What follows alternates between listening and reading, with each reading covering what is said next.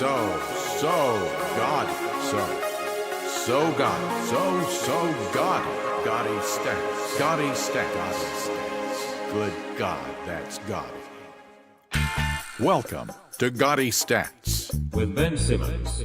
What's on the menu, Benny boy? Okay. So today we are going to focus on possibly the greatest pound for pound rebounder in NBA history. I said it. I'm talking about the one, the only, the unique, in every respect, Dennis Rodman, a.k.a. The Worm, a.k.a.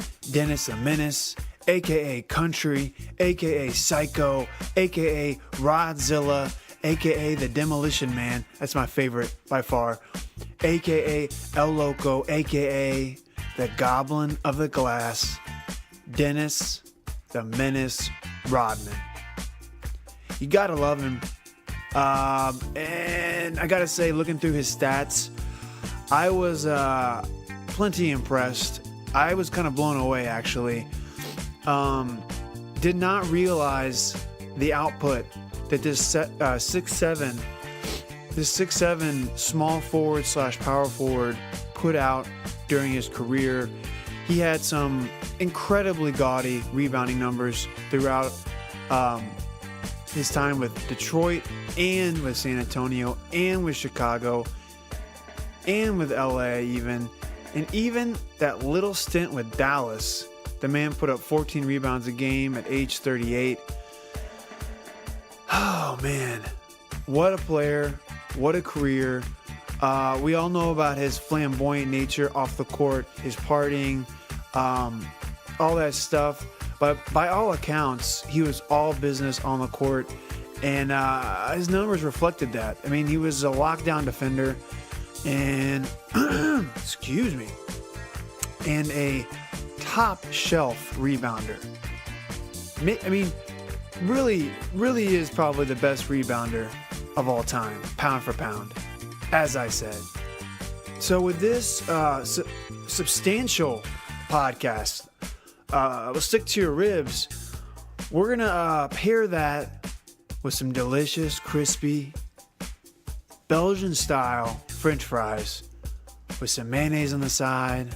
Ooh, that Belgian mayonnaise. Oh, or any kind of mayonnaise, really. Mayonnaise and French fries? Yeah, I said it. That's delicious. Okay. You don't like mayonnaise with French fries? What? Are you for real, man? Seriously?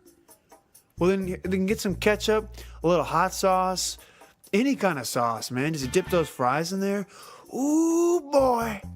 I tell you what. Ooh, boy. Okay, let's hit it. I didn't play the game for the money. I didn't play the game to be famous. That was part of Dennis's Hall of Fame speech. I urge you to go watch it on YouTube. It's great. So I actually tried to get Dennis to come on the pod. Isn't that crazy? I couldn't get a hold of him. I guess we're just too small time right now. Too small time for Dennis Rodman. But I wanted to ask him specifically about his rebounding technique, because there isn't an interview that I could find on YouTube or the internet where he talks about his rebounding strategy. There are other videos, lots of them, that like reference Dennis Rodman. Like, okay, this is what he did. This is his strategy. This is how he positions himself under the rim, all these different things. But I couldn't find it straight from the horse's mouth. Well, that's not totally true. I found something from one of his books. The title of the book is "I Should Be Dead by Now." I mean, it's a hell of a title. And a lot of people thought he was going to die prematurely. But what I found was a blog article okay? And it was referencing his book. And this blog post is from 2006. I mean, it's ancient in these fast-moving modern times. But here's what it says, okay? Rodman devotes less than 2 pages to explaining his rebounding prowess. This is 2 pages from his book, I Should Be Dead by Now. He states that while traditional coaching theory extols the virtues of boxing out, he rarely, if ever, did so because he was a 6'6", 220-pound player going against much taller and bigger opponents. He felt that if he attempted to box out Shaquille O'Neal or other behemoths, that they would just reach right over his head and get the ball before he could do anything. Rodman's approach was to apply judo techniques to basketball. He would interlock his arms and legs with his opponents until he could determine where the ball was going to go, and then he would use his quickness and agility to untangle himself and get to the ball. The added benefit of his style was that it annoyed his opponents, who soon were focusing more attention on battling Rodman than pursuing the ball. So it's kind of fascinating. And it also says that Steve Kerr always thought, Steve Kerr was a teammate of Rodman's in Chicago. He always thought that Rodman was a student of the game who chose not to publicize that aspect of his personality because it didn't really fit with his personality outside the court. But by most accounts, he was a basketball genius. It sounds crazy, right? But there's another anecdote. Anecdote? Is that how you say it? From an article in the Detroit Free Press. Okay, this is Isiah Thomas talking about Dennis Rodman. Okay, we were standing in the layup line, warming up and shooting, and Rodman was standing back and watching everybody shoot. I said, "Hey, come on, you have to participate. Everyone's shooting layups. You have to shoot layups too." And he said, "I'm just watching the rotations of the basketball." I said, "Excuse me?" He said, "Like when you shoot, your ball spins 3 times in the air. Joe Dumars, Joe sometimes has 3.5 or 4 times. That's how far Rodman had taken rebounding, to a totally different level, like off the charts. He knew the rotation of every player that shot on our team. If it spins sideways, where it would bounce, how often it would bounce left or right. He had rebounding down to a science. And I never heard anyone think or talk about rebounding and defense the way he could break it down. When you talk about basketball IQ, I'd put Rodman at a genius level." So that's Isiah Thomas, who played with him for many years, saying that he was a basketball genius in terms of defense and rebounding. High praise indeed, from a Hall of Famer like Isiah. And you know, I'm looking at Dennis's awards, his accolades, and I can't believe there ever was a question that he wouldn't be a Hall of Famer. You know, it's kind of baffling to think about. The man was okay, let's just go through some of the accolades, then we'll get into the stats. And we're going to wade into these rebounding numbers, and they are gaudy and they are beautiful. Okay, he was a 2-time Defensive Player of the Year, 1989 to 90, 1990, 91. So back to back. All right, and just quickly, I should explain the years that he played for the different teams. Okay, so he played for Detroit. He came into the league as a Detroit Piston, 1986-87 to 1992-93. Okay, then he played 2 years for San Antonio, 93-94, 94-95. Then he played, looks like, 3 years for Chicago, 95-96 through 97-98. Excuse me. Then he played for the Lakers, 98-99, and then briefly briefly for the Mavericks in 99, 2000. And he had a brief stint in LA as well. Okay, so I was talking about his awards, honors. 2-time Defensive Player of the Year, 89-90 and 90-91, both through Detroit. He only made 2 All-Star games, 90 and 92. But this is what's crazy to me that I had no idea. The man was a 7-time first team all-defensive player. So he made the first team all-defensive team seven times. All right? It's crazy. It really is. He was a lockdown defender. I mean, in looking over his stats, he kind of reminded me a little bit of Draymond, but not as much playmaking, you know? And Draymond could score more than he could too. You know, I'm not saying he's like Draymond, but in terms of like, when I watched a bunch of highlights of his, and it just seemed like his passion was Draymond-esque, or Draymond's passion was Rodman, Rodzilla-esque. You know what I'm saying? So it's just wild, but like Draymond's not even close to the rebounder Rodman was. The man led the NBA in rebounding 7 straight years, okay? 1991, 92 to 1997, 98. Okay? Now, and by the way, he's in the Hall of Fame. Okay? I think that's kind of assumed. In 1991-92, Dennis Rodman averaged 18.7 rebounds. What? 18.7 rebounds, people. The man was in between 6'6" and 6'7". Michael Jordan, I watched a video where Michael Jordan said that he was just a little bit taller than him. Most people think he's 6'9", 260. And Dennis was maybe a half an inch taller than me at 6'6", 220. And he impacted the game a lot bigger. There's Dennis again. He doesn't even have to score a basket to turn a game around with his rebounding ability. There you have it. MJ saying that Dennis was just a little bit taller than him. Yet he was able to average 18.7 rebounds in a game. And folks, that's just the beginning. That was his first year. The first of 7 years in a row that he led the NBA in rebounding average per game.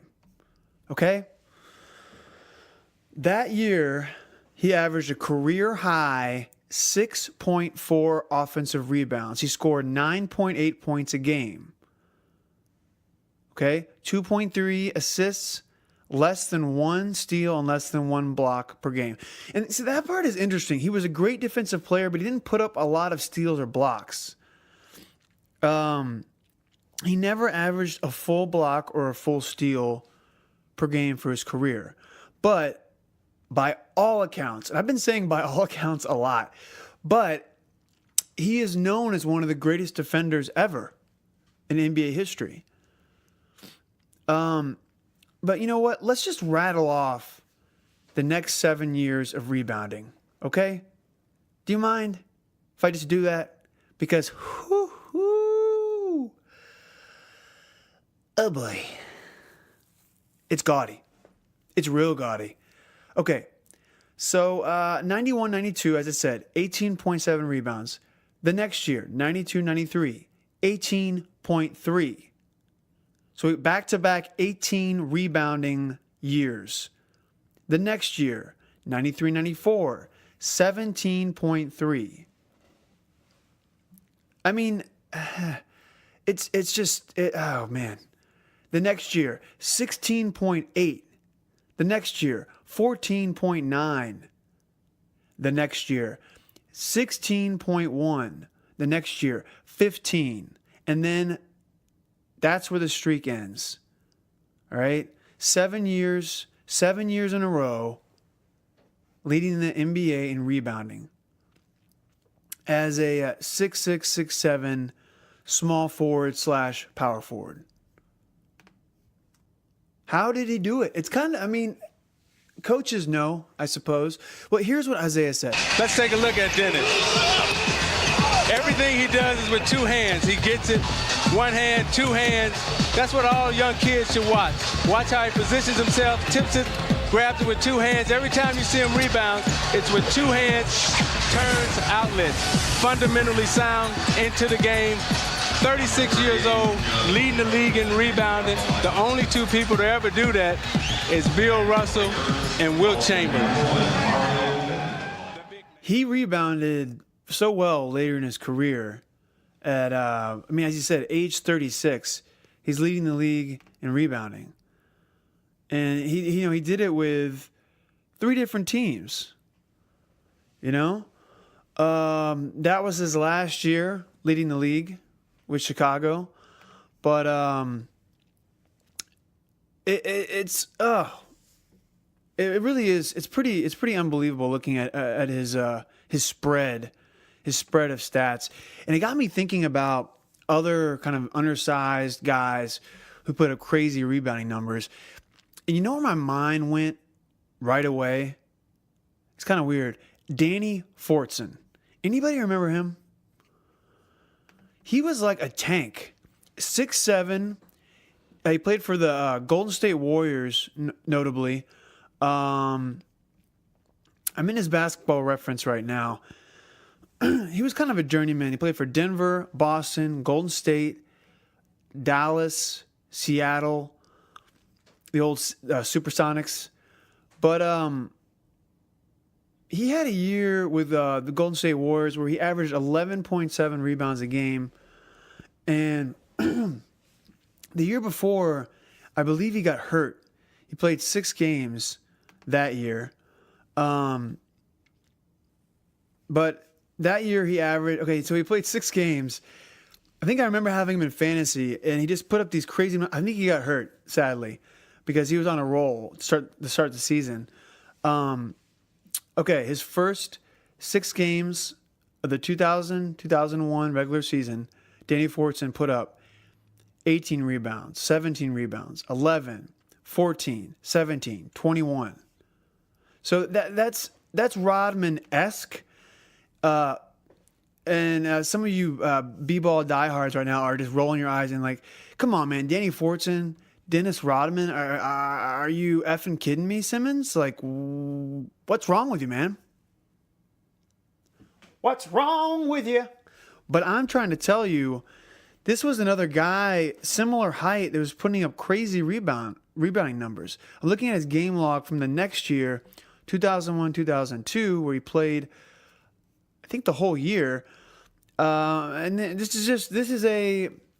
going to give you like a 6-game stretch, to start the season. All right? 21 rebounds, 14 rebounds, 16, 14, 22, 12, 12, 11. So my point is that there have been other undersized guys who've put up gaudy rebounding numbers, notably Charles Barkley. He's probably a better comparison.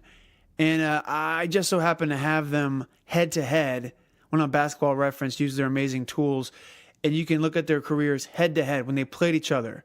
I'm not just interested in the averages. I want to see when they played against each other. I'm just curious to see their battles, Because Barkley was scoring a lot more points, but Rodman had some nice rebounding games against Barkley. But looking at Rodman's full career, we'll get to that. But first, I just want to rattle off his total rebounding number. So before that 7-year stretch, he didn't play a ton of minutes his first year. All right, he only started 1 game. He averaged 4 rebounds a game, 4.3. The next year, got more minutes, 26. He gradually got more minutes until he was playing 33 minutes a night in 90-91.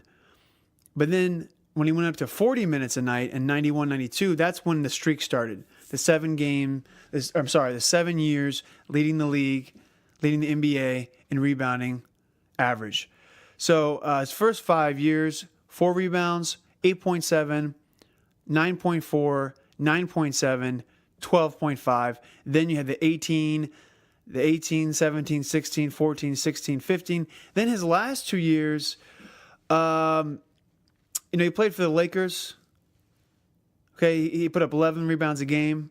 Then he played for Dallas. So he played for the Lakers 23 games. He played for the Lakers. I'm assuming he was a free agent, and they kind of picked him up for the playoffs, for the stretch run in the playoffs. Then he played for Dallas. I think he was staying in Mark Cuban's guest house. I remember there was a little experiment. He only played 12 games for them. He started all 12, and he played 32 minutes a night. This is 99, 2000. I believe Nash, my boy, and Dirk were playing that year. Rodman put up 14 rebounds a game with 4 offensive boards that year. So even at age 38, as I mentioned before earlier in the podcast, he was putting up fat, ugly, filthy, gaudy stat rebounding nights. And he was just, he studied rebounding. When I've been researching, it's becoming more and more clear that he studied rebounding. But he just was a naturally gifted rebounder too, I think. The man in college, he had some gaudy numbers in college. He actually had points to go along with those incredible rebounding numbers. I think he went to Southeast Oklahoma, it's looking like. He put up, 26 and 13 his first year. It's a freshman. 26 and 15.9. 28, well, actually, it's 26.8 and 15.9 his second year. In his final year in college, 24.4 and 17.8. He was putting up big rebounding numbers, even in college. And eventually it translated to the pros, and he's a Hall of Famer.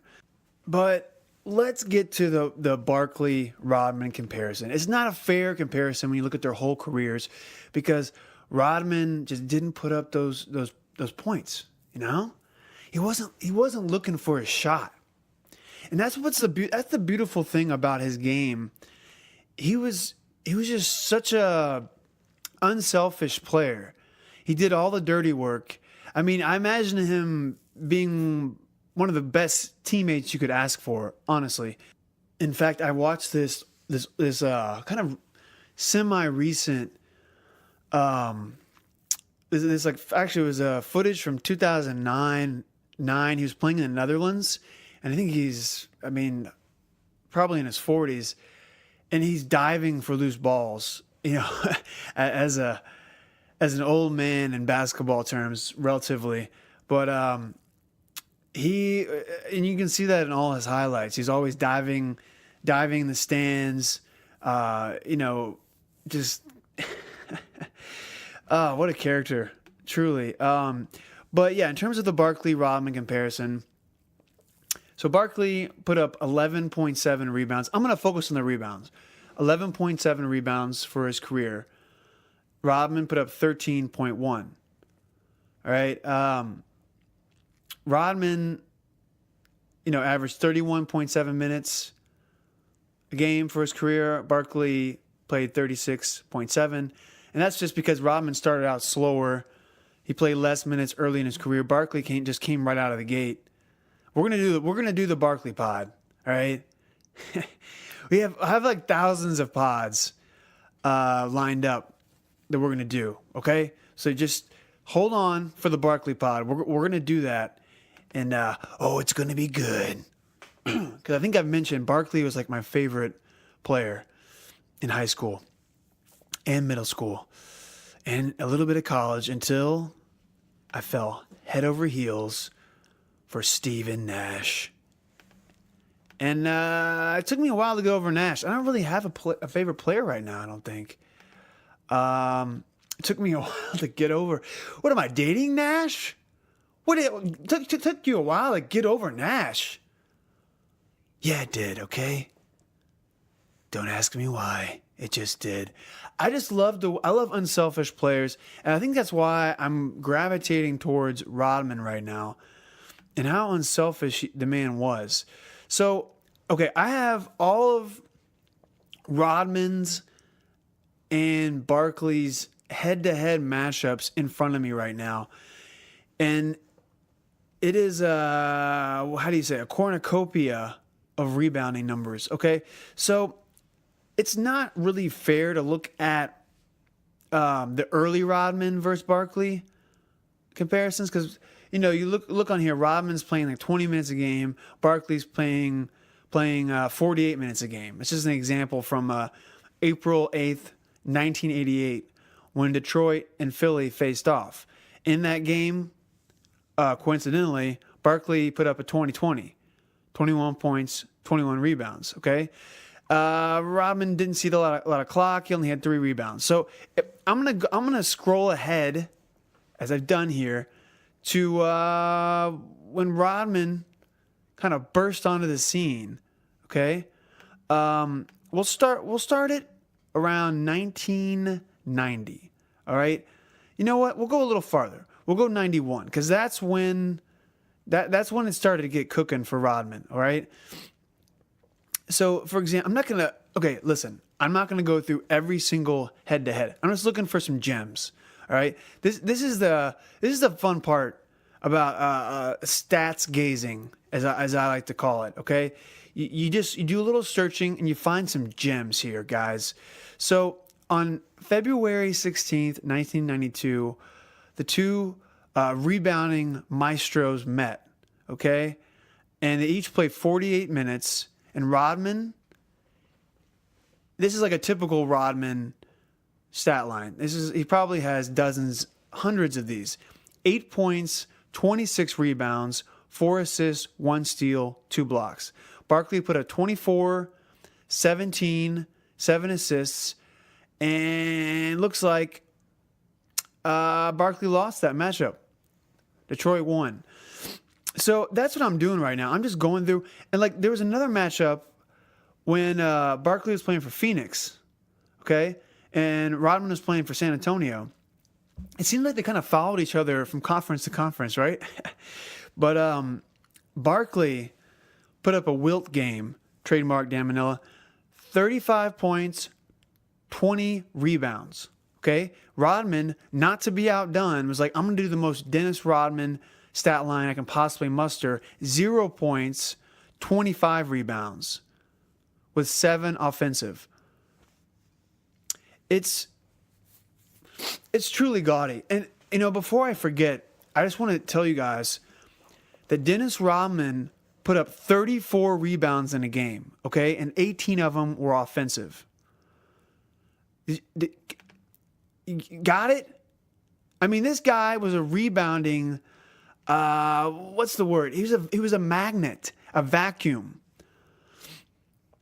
All right. Okay. So the game was on March 4th, 1992. Pacers, Detroit. Detlef Schrempf actually had a nice game. Will he get his own podcast? Detlef? I think he probably will. And you might be rolling your eyes. But keep rolling them. You can roll them all day, all night, because Detlef in this game put up 26 points, 13 rebounds, 2 assists. He had 1 steal, and he had 3 blocks. All right? I'm not going to let this guy get lost in the deluge of NBA history.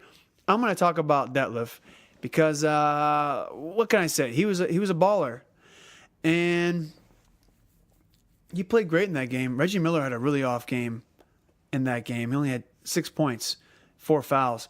But Dennis put up 34 rebounds, 16 defensive, 18 offensive.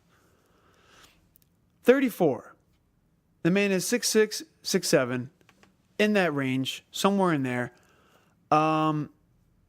Truly remarkable. But let's go back to the Charles Barkley, Dennis Rodman head-to-head matchups here. So I just detailed Barkley put up a wilt, 30 and 20. Dennis had the 25 rebounds. And basically, they were just going at it from that point on, putting up crazy numbers. Rodman had 21 rebounds in a matchup on April 16th, 94. Barkley had 13. Rodman kind of started to best him at that point. He was putting up bigger rebounding numbers. He had 24 rebounds on February 22nd, 1995. 24 rebounds. Ugh. Barkley only had 9 in that game. Those guys went at it. Hey, I just want to list all these head-to-head matchups for you guys. Give you all the rebounding totals. It's too much. It's too much. I can't do it. It's too much. I'm going to instead go to the gaudiest season of Rodman's rebounding career, which was that 18.7 1991-92 season. He had 42 double-doubles. Okay? As I said, 18.7 rebounds. Can I just give you, can I please, if you wouldn't mind, could I just give you a stretch of his games? Just list them down. List them. Okay, so this is from December 10th to January 23rd. Okay, here are Dennis Rodman's rebounding totals during that time. Okay, you ready? 23, 18, 25, 18, 20, 21, 22, 16, 20, 17, 14, 20, 24, 23, 14, 24, 21, 20, 17, 27. What? Come on. Corbett, if you saw that in today's NBA, what would social media be doing? Would it short circuit? And you know what? The next stretch is almost even better. January 24th to March 4th, 1992. Okay, he puts up 13, 15, 32, 22, 25, 19, 21, 26, 6, what? 15, 26, 27, 25, 23, 15, 20, 22, 23, 21, 34. So he put up 230 rebound games in that stretch. 32 and 34. It's just, okay, I'm going to try to explain. So let's look at the rebounding leaders for the last few years. Okay. So Andre Drummond is leading the NBA in rebounding right now. 15.17. He's been on a mission this year in terms of rebounding. And, he won the rebounding title in 15-16 with 14.79. Hassan Whiteside, apologize if I'm mispronouncing that, like he's listening. But no, he had 14.13 last year. He led the league last year. All right. These are all centers, people. Okay, DeAndre Jordan in 2013 through 2015, 2013-14 through 2014-15 was the rebounding king with 13.59 and 14.95 respectively. He's a center. Okay. Dwight Howard before that, he held the mantle for 2 years with 12.43. He led the league with 12.43, okay? Dennis Rodman can get 12.43 rebounds in probably like 25 minutes a game. No, I'm dead serious. Yeah, and he got it the year before that in 2011-12, 14.5. Now, Kevin Love, that Kevin Love season is that's the next one. We're going to look at that. I want to look at that. I'm going to open that for for some perusement in a bit. Is that a word? Perusement?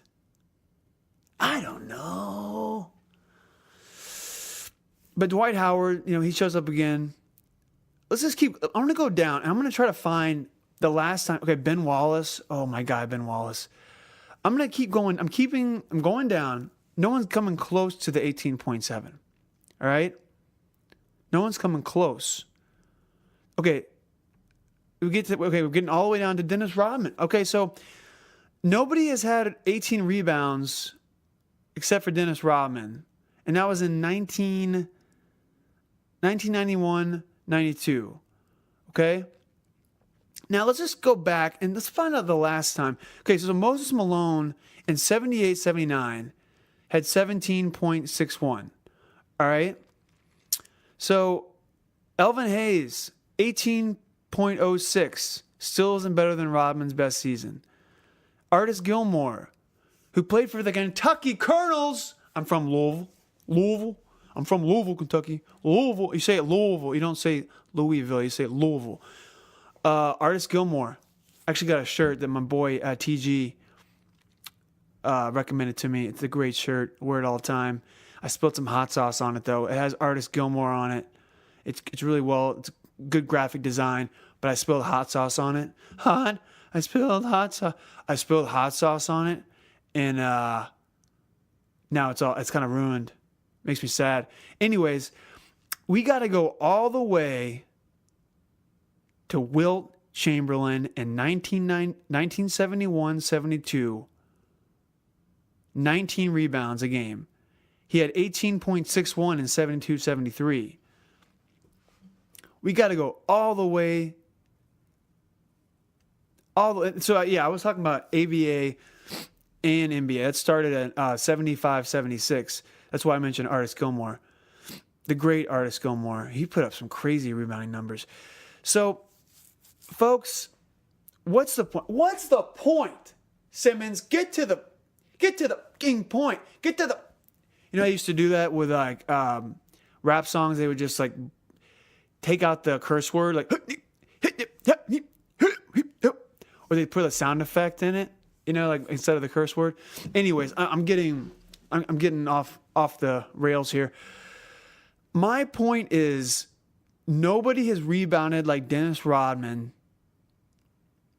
and certainly a forward hasn't rebounded like Dennis Rodman. I mean, Barkley only has one rebounding title. Is that right? I'm going to check that in a second. But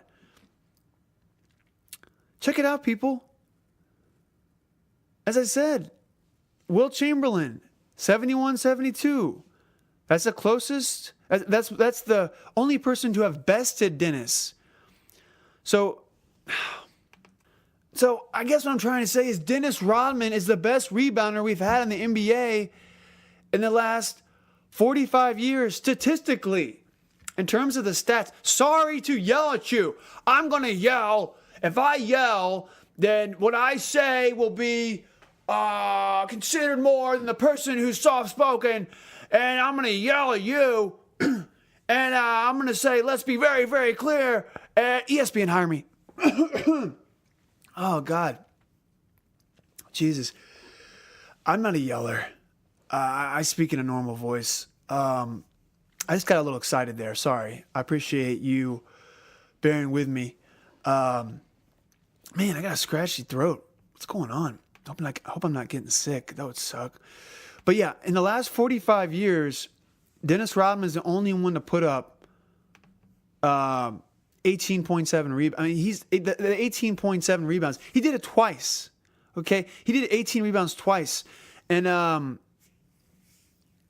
Chamberlain is the last guy to put up more than 18. I mean, in 40, it's mind-boggling. And to think some people were saying he shouldn't make the Hall of Fame, you got to highlight these old guys and what they've done. And the stats, some people hate statistics.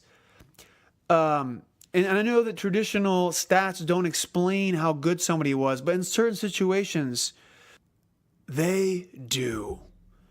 And, I said that as if, usually they do explain how good someone is, okay? There are times where it doesn't show up on the box score famously.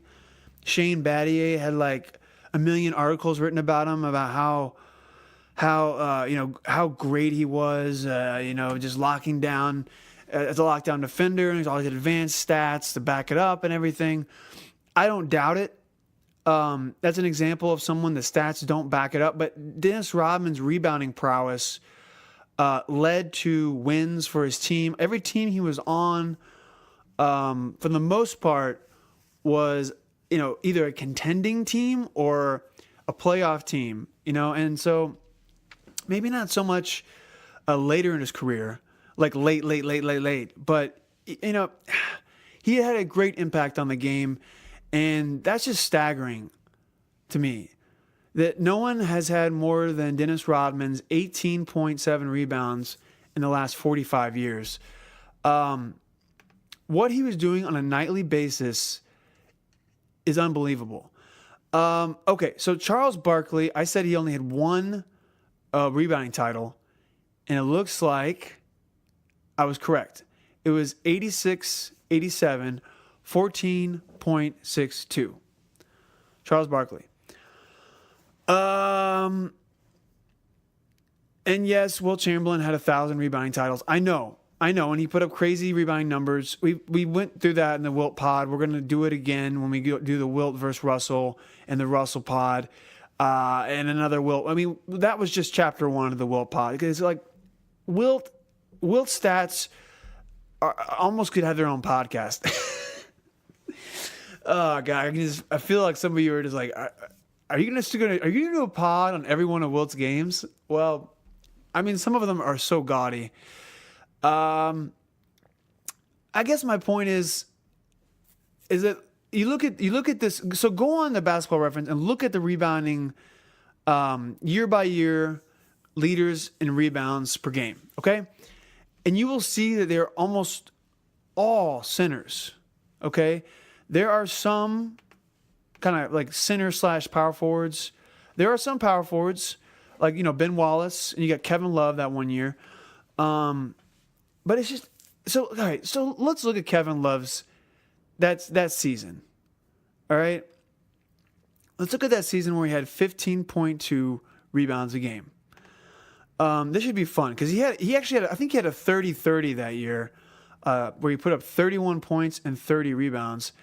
I need to double check that, but I'm pretty sure, yes. So on November 12th, 2010, I remember where I was when this happened, folks, and it was against the Knicks. Sorry, Knicks fans. I'm a Suns fan, and there have been so many huge games put up on the Suns. It's outrageous. Like, just looking through, I'm not getting a lot of examples right now, but I feel like so many people had their career games against the Suns. Who knows? Is it because of the dry heat? I don't know. I don't know, guys. But anyways, Kevin Love on that fateful day, he played 40 minutes, and the man put up 31 points and 31 rebounds with 12 offensive rebounds and 5 assists. Kevin Love put up a 30-30. That's not really a Wilt. That's like, well, I guess it is a Wilt because Wilt would do that all the time, but Wilt is a 30-20. That's gaudy, folks.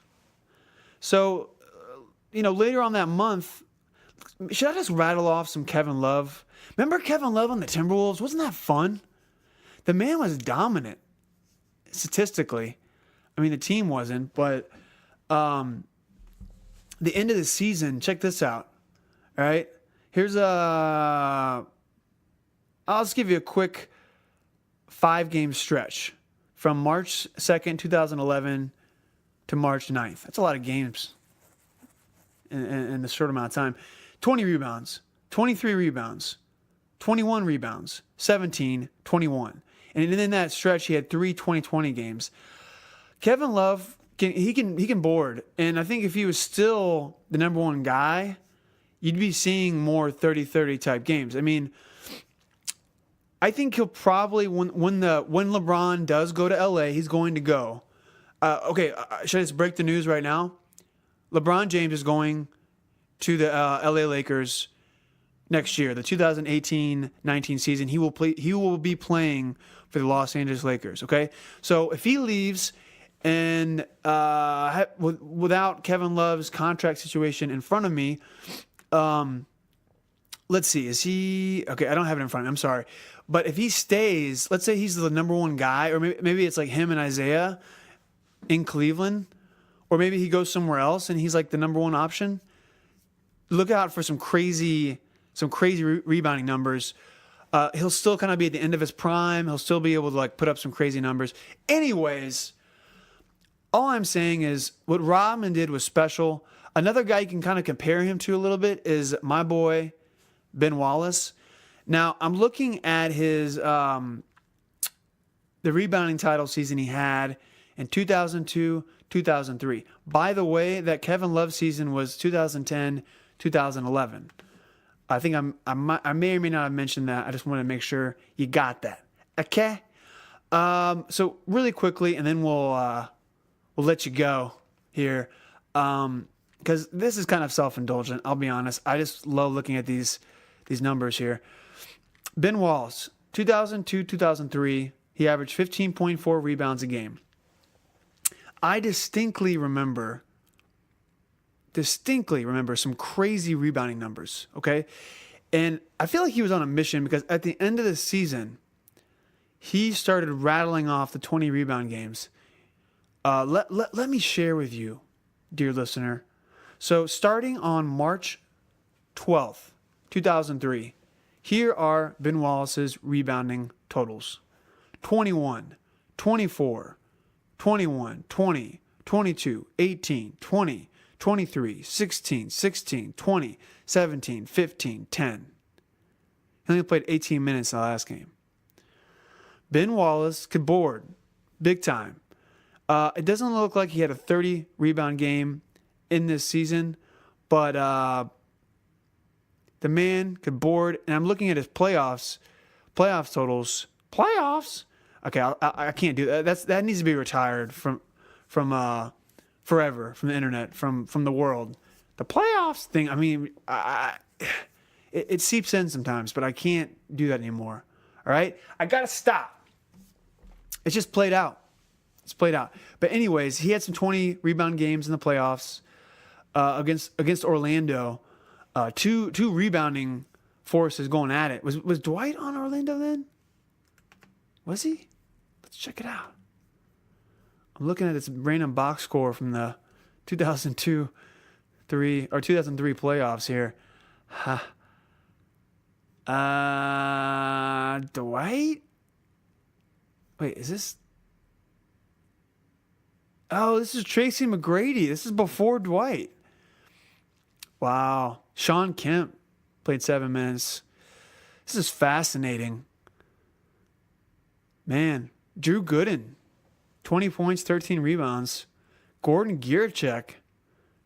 T-Mac had 27, 9 assists, 5 steals. Okay. He also shot 36.8% from the field. Okay, we're going to do a T-Mac pod eventually. Let's move on. Okay, let's just wrap this thing up because I've been chattering away. Dennis Rodman, folks, go to Basketball Reference, look up his stats. You will not be sorry. They are stunning. Okay? And if you're an advanced stats head, if you really like advanced stats, then his advanced stats are pretty interesting too. I am still learning about advanced stats, and I want to incorporate more advanced stats into this pod. But we're at the very beginning stages, okay? We're like a little fetus right now, all right? Are we? Because we're born. We're not really a fetus. We're like a little baby, okay? We're learning how to podcast, but we're also learning how to structure the show. But listen, I appreciate you listening. And we're on Twitter now, at Gaudy Stats on Twitter. Find us. Hit us up, man. Hit 'em up. It's a good song. Battle raps. Follow us on Twitter And stay tuned, all right? Pods are coming hard and fast, all right? So keep your head on a swivel now. Keep your heads on a swivel, boys. Thanks for listening, guys. We'll catch you next time. See ya. Bye-bye. Okay. See ya. All right, have a good one there. Okay there. Have a good one.